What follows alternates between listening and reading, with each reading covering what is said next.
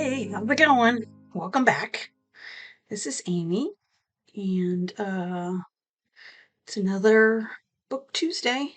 And today we're gonna have a couple of book reviews from my April reads. So I had two reads I finished in April, which was The Guest List by Lucy Foley and Pet Cemetery by Stephen King.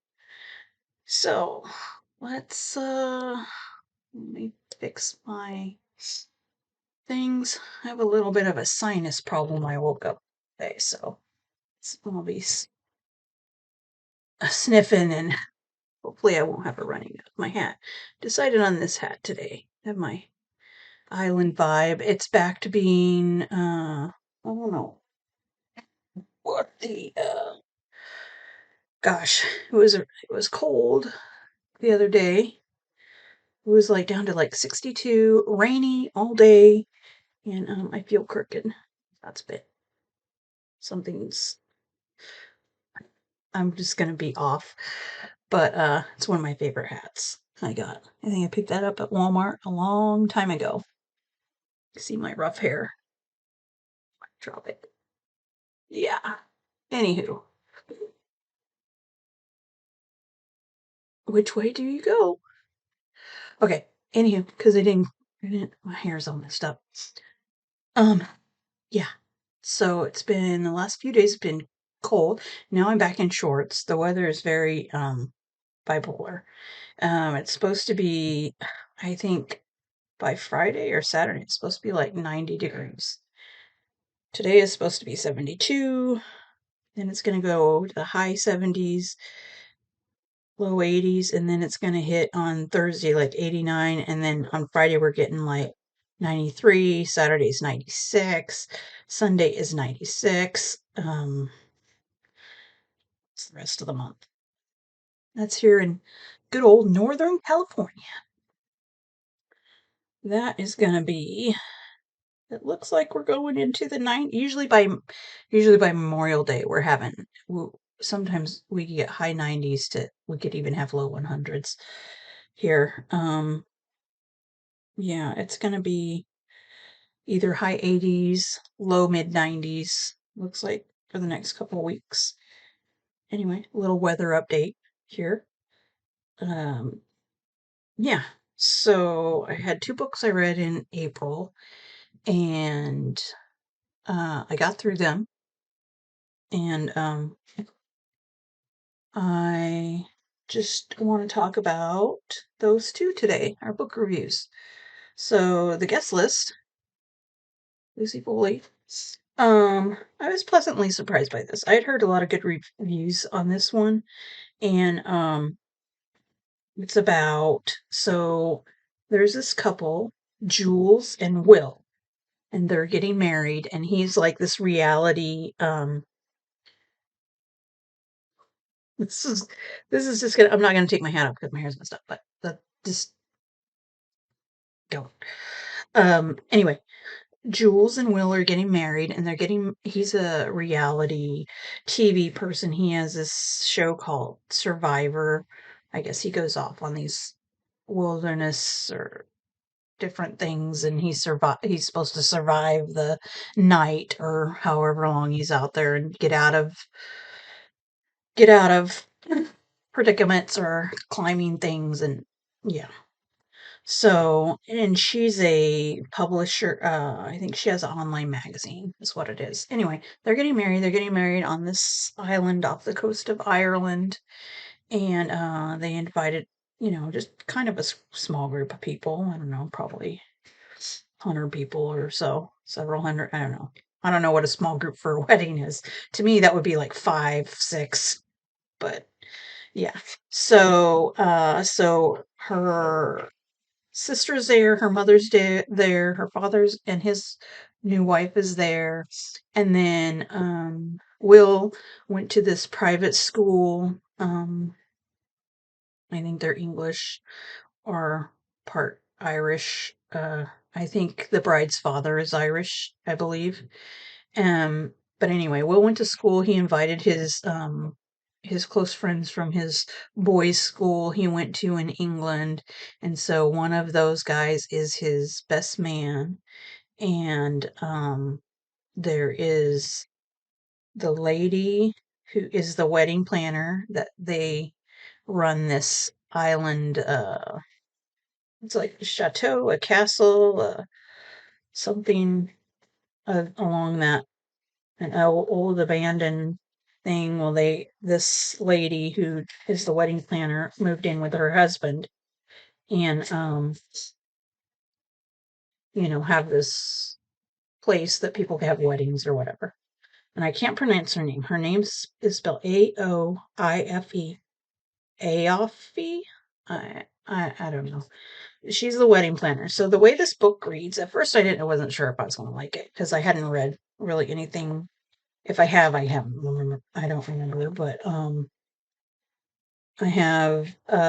It's each chapter is one of the people in the story. So like it starts off with I think the wedding planner, or it goes like this. Let's starts off. If I can get to the page, okay. It starts off now, the wedding night.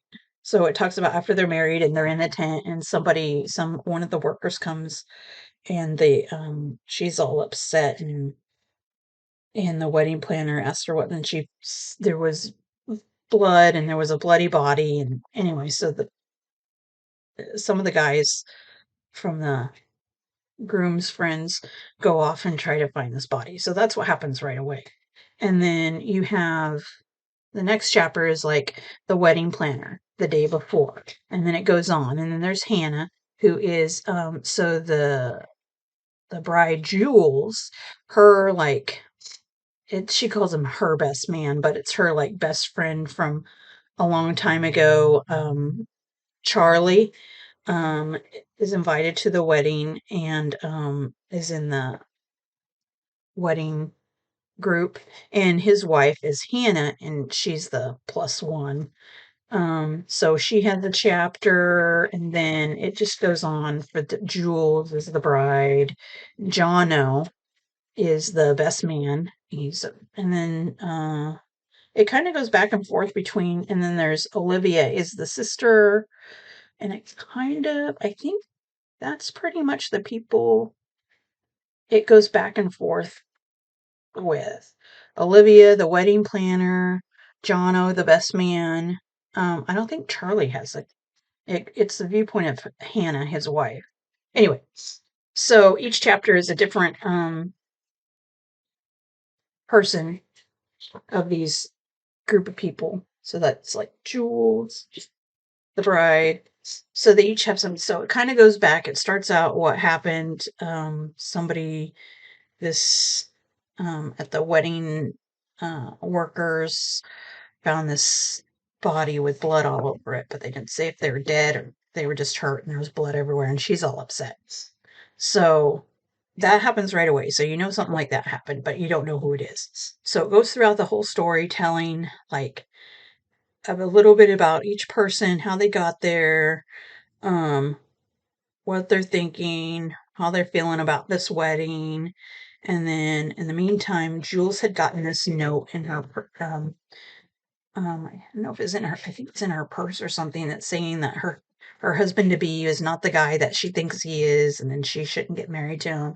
So then she starts worrying about that, and just all these kinds of things, and all these secrets start coming about all these people that they've had from their past. And then there's this big secret between the boys at school used to play this game called Survivor, and that's how they came up with this TV show that Will is now on. They used to play these pranks on the younger kids at the school, and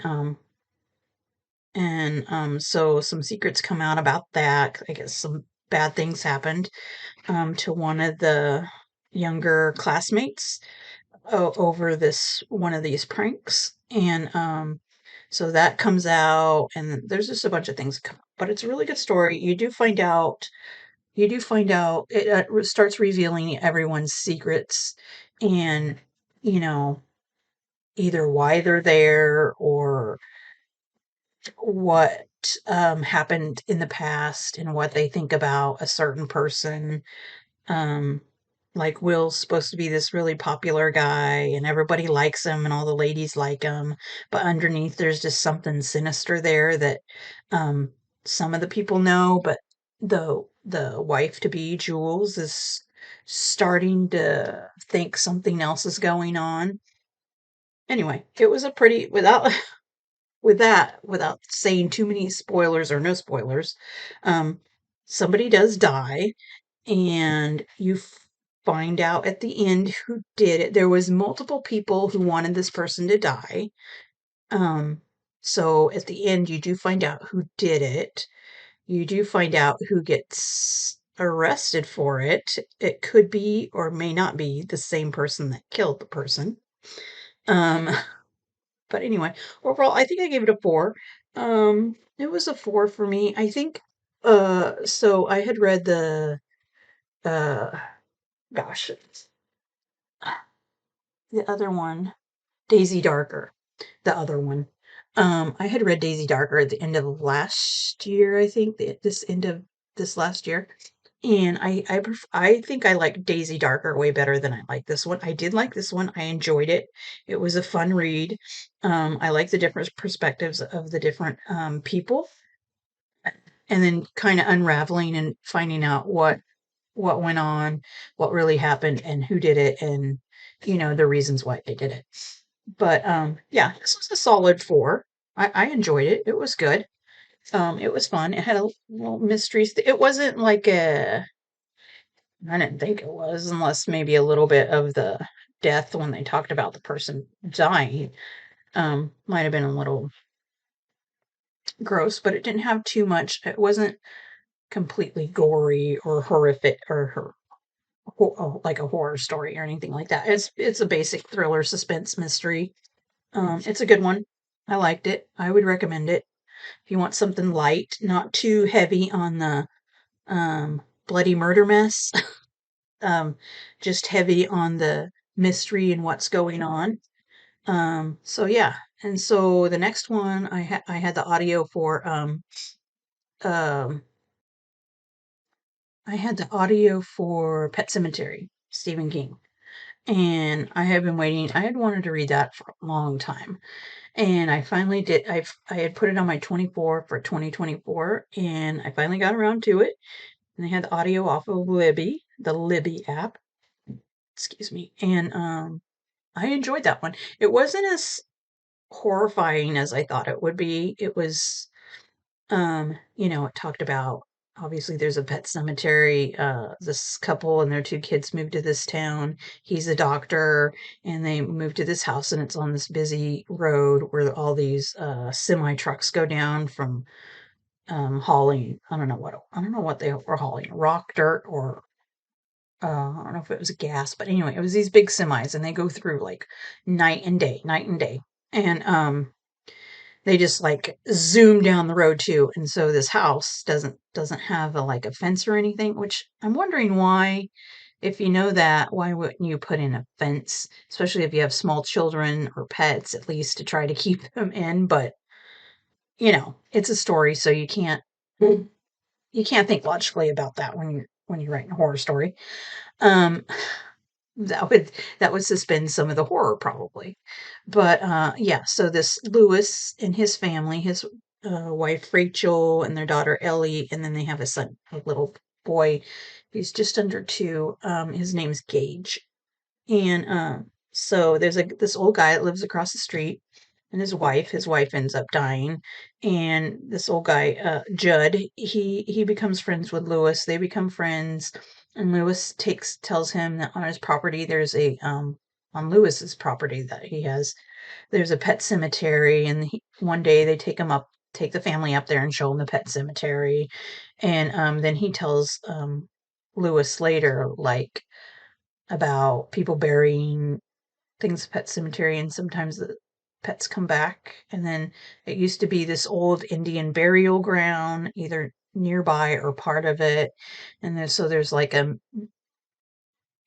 kind of a mythical story or true story that Judd tells him. And anyway, long story short, the wife and her 2 kids go off to see her parents for Thanksgiving, and her parents and Lewis don't get along.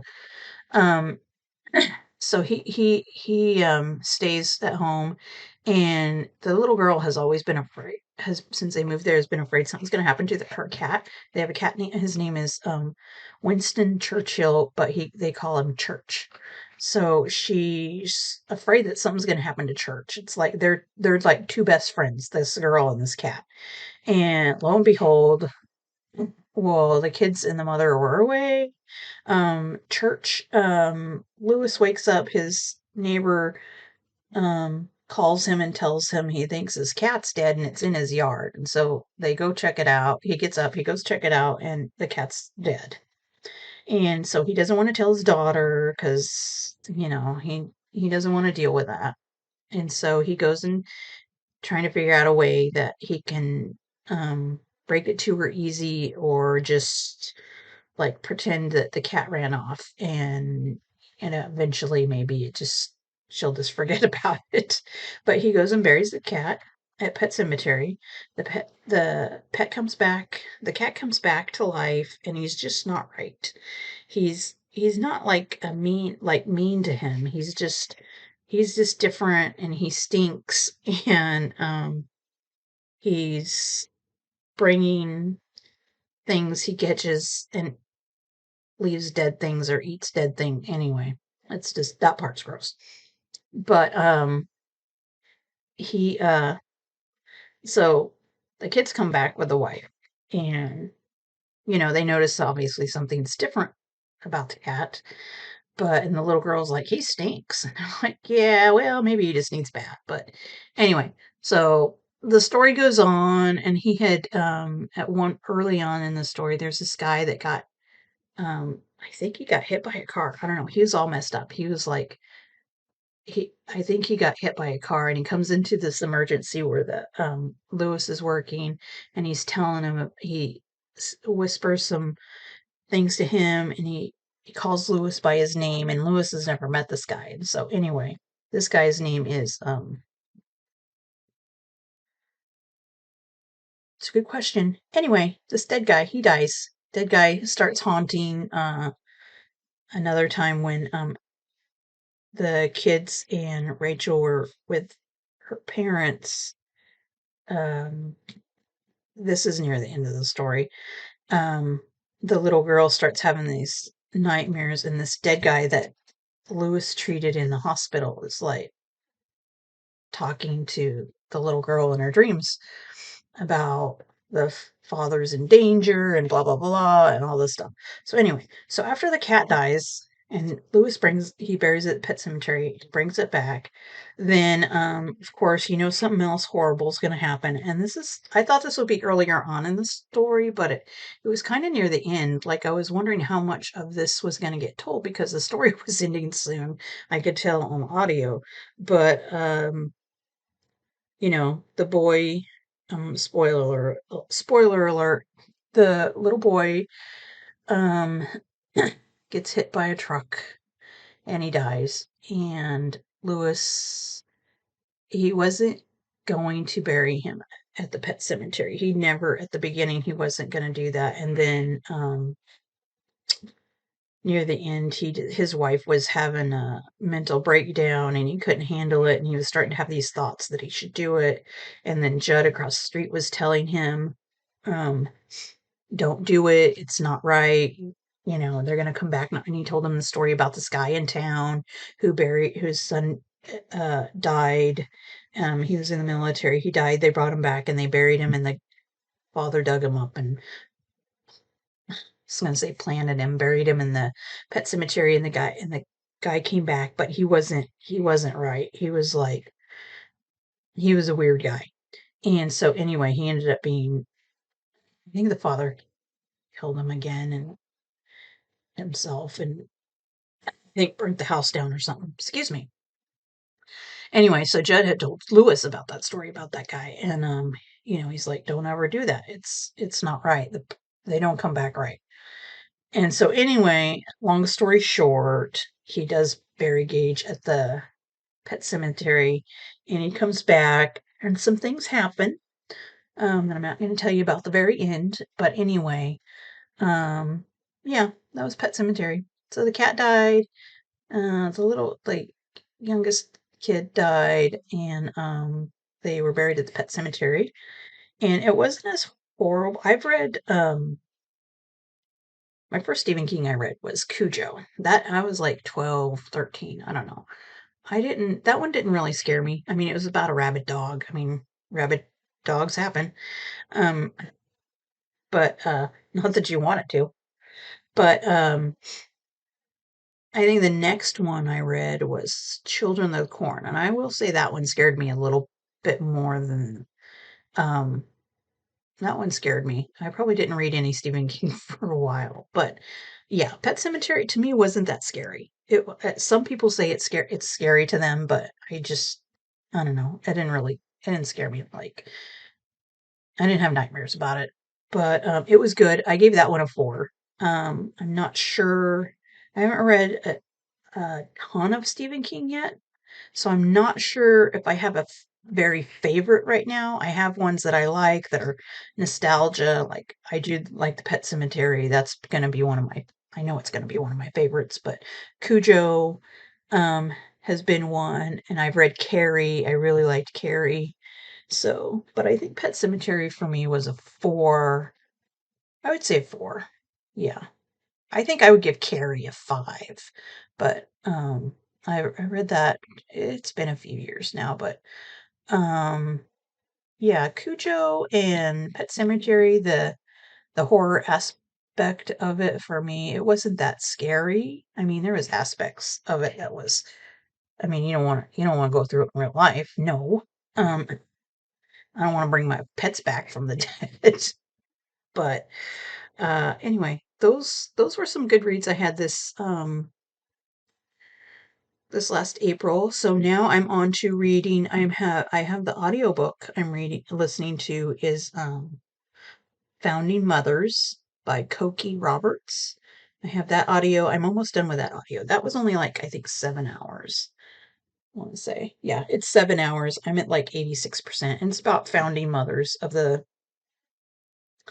um like right before the American Revolution and just after.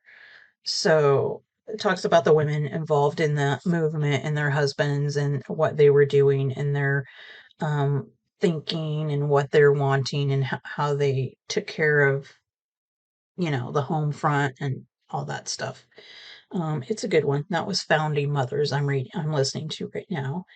And another one. Let's see. Oh, I'm reading. I have the book Mother Daughter Murder Night, and I just watched an interview with Nina Simon, who's the author, on YouTube, and I got a little bit more handle on what it was about. So what I'm reading now, the Mother-Daughter Murder Night. That's a good story. I won't go into that right now, but it's about 3 generations of women who are living under one roof at the time, and there's a murder that happens, and they live in the is it San Jose or Santa Cruz area, Monterey, Santa Cruz area, I think, um, in there, just I want to say the Monterey area, the Bay Area. That'll be good. So I'm just starting that. I don't think I'm at 50 pages yet. I might be at like 30 pages. I just started that the other day. But anyway, so it's going good. I finished the 2 books. I moved on. I have this audio. I have 2 more books in my, no, 1, 2, 3, actually. One is a Star Wars story called Aftermath.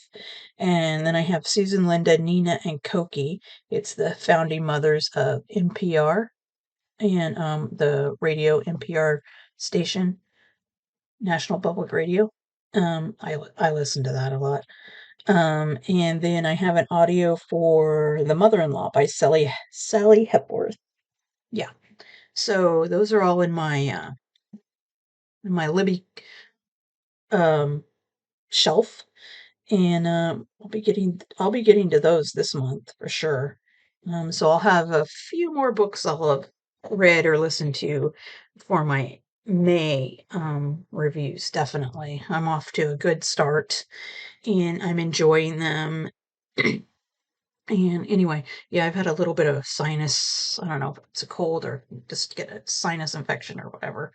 This today I woke up like that, so it's a little bit of runny nose, sinus pressure. Um, yeah, I think all the wind and the rain and all the weather stuff has caused my stuffiness. But hopefully, hopefully the weather's clearing up. It's going to be, like I said, it's getting warmer here, and we should be off to a better start. Um, and I'll be having to work out in the yard again. But yeah, so got a lot of stuff going on with the garden and cleaning up the outside, reading these books. I got some paper crafts I want to get to. I have some sewing projects I have to get done. I sell some of my sewing projects. Um like I make aprons and bowl cozies, cup cozies, those things. So I got to get on that cuz I have to sell some more of those. And yeah, it's starting to get busy. Once it starts warming up, I start having a lot more projects to do. But it's uh it's okay. I enjoy it. But yeah, I hope you have a good day and thanks for watching, and I will be back hopefully on Thursday with like a more of a reading update and Thursday that I call book talk, which Tuesday's book talk too. So I probably should be calling them both book talk. Book talk Tuesday, book talk Thursday. Um Anywho, I hope you have a good day and thanks for coming by. See ya.